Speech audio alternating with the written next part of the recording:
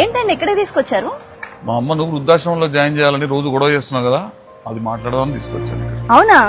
పదండి పదండి.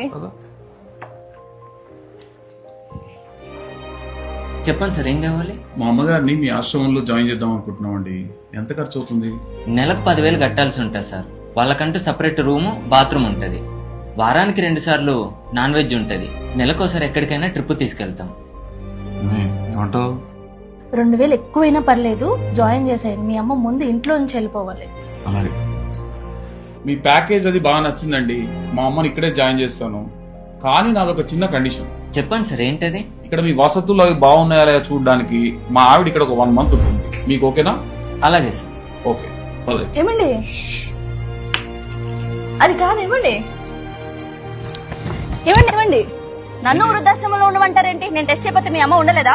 నువ్వు ఒక్క నెల రోజులు కూడా ఉండలేవా ఇక్కడ? ఉండలేను. పోనీ మీ అమ్మ వాళ్ళు ఏ వృద్ధాశ్రమంలో ఉన్నారో చెప్తే అక్కడే చేంజ్ చేద్దాం. ఆశ్రమంలో ఉండాల్సిన కర్మ వాళ్ళకేంటి? మా అన్నయ్యతో హ్యాపీగా ఉన్నారు వాళ్ళు. మరి మా అమ్మ ఎందుకే వృద్ధాశ్రమంలో ఉంటుంది? పెళ్ళి అత్తారింటికి రాగానే అత్తను అమ్మలా చూసుకునే కోడలు చాలా మంది ఉన్నారు. మీలాంటి వాళ్ళకు ఏ రోగమో తెలియదు, ఎందుకే అత్తలంటే శత్రువులుగా చూస్తారు. వాళ్ళ వైపు నుంచి తప్పులుంటే ఉండొచ్చు, కానీ వాళ్ళని మరీ ఇంట్లోంచి తరిమేసేంత తప్పులైతే కాదుగా. మనసులో కోపం ద్వేషం తీసేసుడంటే ప్రతి అత్త అమ్మలాగే కనపడుతుంది. తప్పైపోయింది, నన్ను క్షమించండి.